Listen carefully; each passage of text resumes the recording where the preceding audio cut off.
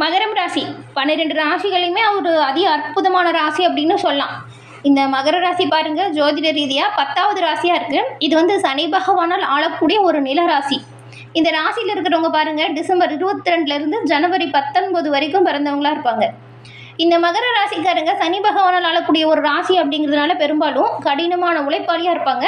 சுய ஒழுக்கம் இவங்ககிட்ட அதிகமாக இருக்கும். எந்த ஒரு விஷயமா இருந்தாலும் சரி, லட்சியத்தோடு செயல்படக்கூடியவங்க அப்படின்னு சொல்லலாம். அதே போல் இப்போ என்ன ஒரு நடைமுறை இருக்குதோ அந்த நடைமுறை தன்மைக்கு ஒத்து போகக்கூடியவங்க இந்த மகர ராசிக்காரங்களாக இருப்பாங்க. இவங்களோட ராசி சின்னம் பாருங்களேன், பாதி ஆடு பாதி மீன் கொண்ட இந்த கடலாடு தான் இவங்க ராசி சின்னமாக இருக்குது. பெரும்பாலும் இவங்க எந்த ஒரு விஷயத்துலையுமே திறமையை கையாண்டு நன்மையை பெறக்கூடியவங்க. இது நிலராசி அப்படிங்கிறதுனால பொறுமை இவங்ககிட்ட அதிகமாக இருக்கும். அதே போல் எந்த ஒரு விஷயமா இருந்தாலும் சரி, ஒரு குறிக்கோளோடு செயல்படுவாங்க. அந்த குறிக்கோள் அடையணும் அப்படின்னா கடினமாக உழைக்கிறதுக்குமே தயங்க மாட்டாங்க. லட்சியவாதிகளாக இருப்பாங்க. நடைமுறை வாழ்க்கைக்கும் ஒத்து போகக்கூடியவங்க. தன்னோட வாழ்க்கையில் எப்பவுமே பாருங்களேன், யாருக்காச்சும் ஒரு விதத்தில் அர்ப்பணிப்பு அப்படிங்கிறது இருந்துகிட்டே இருக்கும். விடாமுயற்சியோடு நல்ல ஒரு நிர்வாகத்திறனோடு செயல்படக்கூடியவங்க தான் இந்த மகர ராசிக்காரங்க.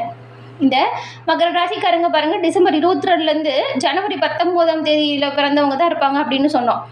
உங்களுக்கு ஜாதகமே இல்லைன்னா கூட சரிங்க, உங்கள் டேட் ஆஃப் பர்த் என்னவாக இருந்தாலும் சரி, அதை வச்சு ஜாதகத்தை எளிமையாக கணிச்சிக்கலாம். டிஸ்கிரிப்ஷனில் பாருங்கள், ஜோதிடரோட நம்பர் கொடுத்துருக்கோம். உங்களுக்கு ஜோதிட ரீதியாக எந்த பிரச்சனையாக இருந்தாலும் சரி, அதற்கான தீர்வும் பெற முடியும். ஜாதகம் இல்லாதவங்க ஜாதகம் பண்ணிக்கிறதுக்குமே இந்த நம்பரை நீங்கள் பயன்படுத்திக்கலாம். எல்லா வகையிலுமே ஜோதிட ரீதியான நல்ல ஒரு நன்மை கிடைக்க இந்த நம்பரை தவறாமல் பயன்படுத்தி பாருங்கள். உங்களோட வாழ்க்கையில் உங்கள் கிரகநிலை அமைப்பால் என்ன மாதிரியான மாற்றங்களை நீங்கள் பெறுவீங்க அப்படிங்கிறத எளிய முறையில் தெரிஞ்சுக்க முடியும். மகர ராசிக்காரங்க சனி பகவான ராசி அதிபதியை கொண்டவங்க அப்படிங்கிறதுனால சனிக்கிழமையில் நீங்கள் சிவபெருமான் வழிபாடு செய்கிறது ரொம்ப ரொம்ப சிறப்பான வழிபாடு, சிறப்பான உயர்வு தரக்கூடிய வழிபாடு. உங்களுக்கு சிவபெருமான் ரொம்ப பிடிச்ச கடவுளாக இருந்தால் தென்னாட்டுடைய சிவனை போற்றி அப்படிங்கிற மந்திரத்தையும் மறக்காமல் 3 முறை பதிவிடவும் செய்யுங்க. அப்படி செய்யும்போது கூட பாருங்கள், உங்கள் மனசில் ஒரு பிரார்த்தனை நினச்சிக்கிட்டு செய்யுங்க. அந்த பிரார்த்தனை வெகு விரைவில் உங்களுக்கு நடக்கும். எல்லா வகையிலுமே சிறப்பான உயர்வை நீங்கள் நிச்சயமாக பெறுவீங்க சிவபெருமானின் அருளால். இந்த பதிவு பார்த்துட்டு இருக்க நீங்கள் உங்களுக்கு இந்த மாதத்தின் கிரக நிலை அமைப்பு எப்படி உருவாகி இருக்குது அப்படிங்கிறதையும், இந்த ஒரு அமைப்பால் நீங்கள் என்ன மாதிரியான சூழலை பெற போகிறீங்க அப்படிங்கிறது தான் இப்போ நம்ம இந்த பதிவில் பார்க்க போகிறோம். கிரகண தாக்கம் உங்களுக்கு எப்படிப்பட்டது அமையும், இல்லை தாக்கத்திலிருந்து விடுபட என்ன செய்யணும், இது பற்றின முழுமையான தகவலையுமே நாம் இப்போ தெரிஞ்சுக்கலாம் வாங்க. இப்போ மகர ராசி ராசியில் 10வது ராசியாக வருது. இந்த சனி பகவான ராசி அதிபதியாக கொண்டது அப்படிங்கிறது தெரியும். மகர ராசிக்காரங்க பாருங்கள், எப்பவுமே நிதானமாக செயல்படக்கூடியவங்களாக இருப்பீங்க. நிதானம் உங்களோட வாழ்க்கையில் நல்ல ஒரு படிப்படியான உயர்வை ஏற்படுத்தும். கடினமான சூழலை கூட ரொம்பவுமே பொறுமையாக கையாள தெரிஞ்சவங்க தான் இந்த மகர ராசிக்காரங்க. சனி பகவான் ராசி அதிபதி அப்படிங்கிறதுனால இந்த சிறப்பான குணநலங்கள் எல்லாமே இவங்ககிட்ட இருக்கும். சனியின் ஆதிக்கத்தால் மகர ராசிக்காரங்களே பாருங்களேன், எப்பவுமே கொஞ்சம் மெதுவான முன்னேற்றம் இருக்கும். ஆனால் அது உறுதியான முன்னேற்றமாக இருக்கும். வாழ்க்கையில் ஒரு அர்ப்பணிப்போடு செயல்பட்டு பெரிய வெற்றிகள்லாம் பெறக்கூடியவங்க தான் நீங்கள். இந்த ராசிக்கு சனி பகவானோட முழுமையான ஆசையுமே கிடைக்கும். நீங்கள் சோம்பலை விரும்பாதவங்க, கடின உழைப்பை விடாமுயற்சியை சவாலை கூட வெல்லக்கூடியவங்க அப்படின்னு சொல்லலாம். திட்டமிட்டு செயல்படுற ஒவ்வொரு விஷயத்துலையுமே நன்மையை பெறக்கூடியவங்க தான் நீங்கள். சனி பகவானோட பரிபூர்ண அருளையும் நீங்கள் பெறணும் அப்படின்னு நினச்சிங்கன்னா சனிக்கிழமையில் சனி பகவானை வழிபாடு செய்கிறதும், சனிக்கிழமையில் ஏழை எளிய மக்களுக்கு உதவுவதும் மகர ராசிக்காரங்களுக்கு சிறப்பான ஒரு முன்னேற்றத்தை ஏற்படுத்தும். சனி பகவானின் பரிபூரண நல்லாசையும் உங்களுக்கு ஏற்படுத்தி கொடுக்குங்க. மகர ராசிக்காரங்களுக்கு இப்போ கிரக நிலைகள் எப்படி அமைஞ்சிருக்கு அப்படிங்கிறதையும், இதனால் என்ன மாற்றத்தை நீங்கள் பெற போகிறீங்க அப்படிங்கிறதையும் தான் இப்போ பார்க்குறோம். முதல்ல இந்த மகர ராசி அப்படின்னு எடுத்துக்கிட்டால் இதில் உத்திராடம் 2, 3, 4ஆம் பாதம் இருக்குது. அதுக்கப்புறம் திருவோணம், இந்த அவிட்டம் நட்சத்திரமில் 1, 2ஆம் பாதம் இருக்குது. உங்களுக்கு இந்த தடவை கிரக நிலைகளை பார்க்கும் பொழுது கிரக நிலை அப்படின்னு பார்த்தா ராசியில் சூரியன், செவ்வாய், சுக்கிரன் இந்த 3 கிரகங்களும் இருக்குது. தனவாக்கு குடும்பஸ்தானத்தில் பார்த்தா சுக்கிரன், புதன், சனி, ராகு இருக்காங்க. ரணருண ரோகஸ்தானத்தில் குரு பகவானும், அஷ்டமஸ்தானத்தில் கேது பகவானும் இருக்காங்க.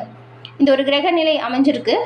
இதை பார்க்கும் பொழுது இந்த வாரம் இந்த மகர ராசிக்காரங்களை பொறுத்த வரைக்கும் பாருங்களேன், வேலை பளு கொஞ்சம் அதிகமாக தாங்க இருக்குது. எல்லா விஷயத்துலையுமே வேலை பளு காரணமாக நீங்கள் நேரம் தவறி உணவு உண்ண வேண்டியதாக இருக்கும். அதனால் கொஞ்சம் வயிறு தொடர்பான கோளாறுகள் ஏற்பட வாய்ப்பு இருக்குது. உடல் ஆரோக்கியத்தை பொறுத்த வரைக்கும் வேலைப்பளு அதிகமாக இருக்கிறதுனால கூட இந்த கை கால் வலி, உடல் சோர்வு வரலாம். பெரும்பாலும் நீங்கள் இந்த தடவை கோபப்பட மாட்டீங்க தான், இருந்தாலும் கோபத்தை முடிஞ்ச அளவுக்கு குறைச்சிக்க பாருங்கள். ஏன்னா எதிரில் இருக்கிறவங்களோட செயலை தேவையில்லாமல் உங்களுக்கு கோபத்தை கொடுக்குற மாதிரி இருக்கும். அதனால் நிதானமாக இருங்க. அக்கம் பக்கத்தில் இருக்கிறவங்களாம் தேவையில்லாமல் பேசுகிறதால சில சண்டைகள் கூட வரும். அதனால் கொஞ்சம் வார்த்தைகளை நிதானமாக விட்டு கொடுத்து அனுசரித்து போக பாருங்க. அக்கம் பக்கத்தில் இருக்கிறவங்க ஏதாவது வாக்குவாதம் செய்கிற மாதிரி இருந்தால் கூட அந்த இடத்த விட்டு நீங்கள் கிளம்பிடுங்க.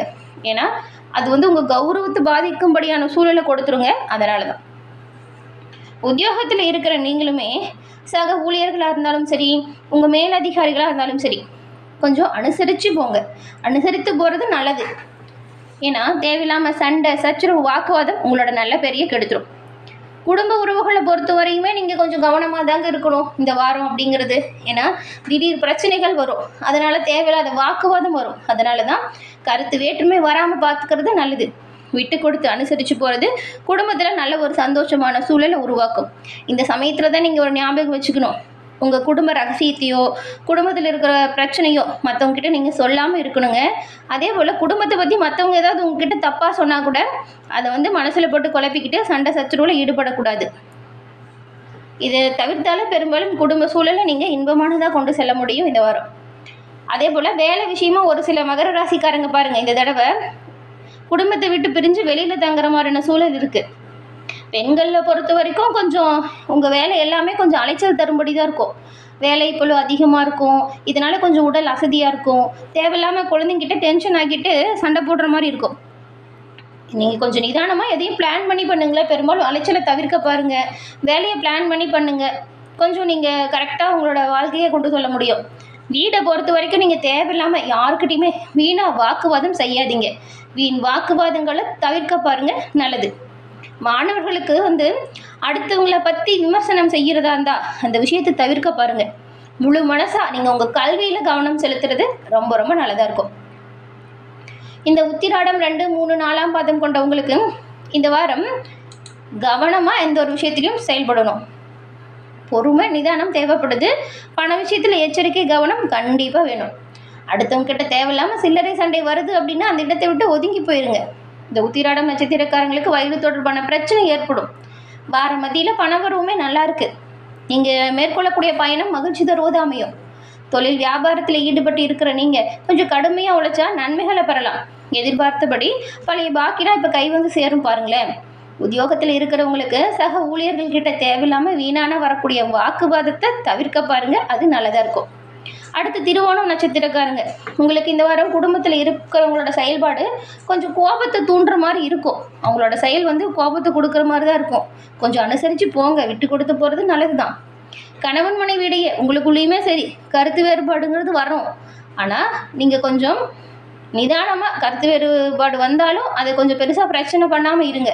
பிள்ளைங்களோட முன்னேற்றத்திற்காக பாடுபடுங்க. நல்ல ஒரு முன்னேற்றம் அவங்களோட வாழ்க்கையில் ஏற்படும்.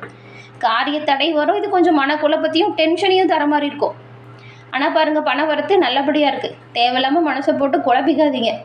மாணவர்களாக இருந்தீங்கன்னா நீங்கள் பாருங்கள், யாருக்கிட்டையும் தேவையில்லாமல் வாக்குவாதம் செய்யாமல் கொஞ்சம் அனுசரித்து போங்க. நன்மையும் நல்ல ஒரு உயர்வையும் பெறுவீங்க. பாடங்களை ரொம்பவுமே கவனமாக படிக்கணுங்க. அப்படி நீங்கள் கவனமாக படிச்சிங்கன்னா எல்லா வகையிலுமே நீங்கள் நினச்ச மதிப்பெண்ணையும் அதே போல் நீங்கள் நல்ல ஒரு உயர்வுக்குமே வரலாம். நீங்கள் கவனமாக பாடங்களை படிக்கிறது எல்லா வகையிலுமே வெற்றி நிலைக்கு உதவியாக இருக்கும். கவனமாக படிங்க. அதுக்கப்புறம் பாருங்கள், அவிட்டம் நட்சத்திரம்ல 1, 2ஆம் பாதம் இருக்குது. இந்த மாதிரி உங்களுக்கு தடை, தாமதம், வீண் அலைச்சல் இது எல்லா விஷயத்துலையும் ஏற்பட்டு நீங்கும். கவனமாக செயல்படுறது நல்லது. மன அமைதி வரணும் அப்படின்னா இந்த தியானம், யோகா செய்யுங்க. அதே போல் இஷ்ட தெய்வ வழிபாடு செய்கிறது ரொம்ப ரொம்ப நல்லது. எல்லோருமே உங்ககிட்ட அன்பாக நடந்துக்குவாங்க. உங்களோட புத்தியும் உங்களோட திறமையும் பல வழிகள்லையுமே நல்லா உழைச்சி சம்பாதிக்கும் திறமையை கொடுக்கும். இப்போ அந்த திறமை அதிகரிக்கும். பண வரத்து எதிர்பார்த்ததை விட கூடுதலாக கூட கிடைக்குங்க.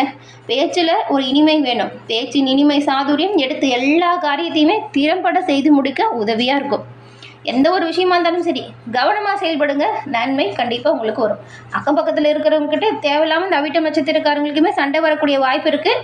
ஆனால் எதையுமே சமாளிக்கக்கூடிய மனநிலைமை இருக்கிறதுனால பெருசாக பிரச்சனை கிடையாது. இந்த மகர ராசிக்காரங்க உங்கள் வீட்டு பூஜை அறையில் தினம்தோறும் தீபம் ஏற்றி உங்கள் இஷ்ட தெய்வ வழிபாட்டை செஞ்சுட்டு அன்றைய தினத்தை தொடங்குவதால் நன்மையும் நல்ல ஒரு உயர்வையும் கண்டிப்பாக எல்லா வழியிலையுமே பெறலாம். அதே போல் இப்போது இந்த வாரமும் இந்த மாதமும் வரக்கூடிய நன்மை அப்படிங்கிறது அதிகரிக்கவும், வரக்கூடிய தீமைகள் உங்களை விட்டு விலகவும், அதாவது கிரக தோஷ பாதிப்பிலிருந்து நீங்கள் இந்த ஒரு விஷயத்தை பரிகாரமாக செய்வது நல்ல ஒரு முன்னேற்றத்தை ஏற்படுத்தி தரும். அது என்ன அப்படின்னு பார்த்தா, விநாயகப் பெருமானுக்கு அருகம்புல் மாலை சாற்றி வழிபட்டு வருவதால் நீங்கள் நன்மைகளை பெற முடியும். விநாயகப் பெருமானுக்கு அருகம்புல் மாலை சாற்றி அர்ச்சனை செய்து வருவதால் குடும்ப கஷ்டங்கள் நீங்கும். தொழில் வியாபாரத்தில் சிறப்பான மேன்மை உங்களுக்கு வந்து சேரும். விநாயகப் பெருமானுக்கு இந்த ஒரு விஷயத்தை செய்யுங்களேன், கண்டிப்பாக நீங்கள் ஏற்படுத்தக்கூடிய ஒவ்வொரு நல்ல விஷயத்திலுமே ஏற்படக்கூடிய தடை தாமதம் விலகும். அந்த விஷயம் நல்லபடியாக நடந்து முடியும். பணவரவு தாராளமாக இருக்கும். எல்லா வகையிலுமே இறைவனின் அருளால் நன்மை நடக்க உங்களுக்கு வாழ்த்துக்களையும் உங்களுக்காக இறைவன்கிட்ட நாங்கள் பிரார்த்தனையும் செஞ்சுக்கிறோம்.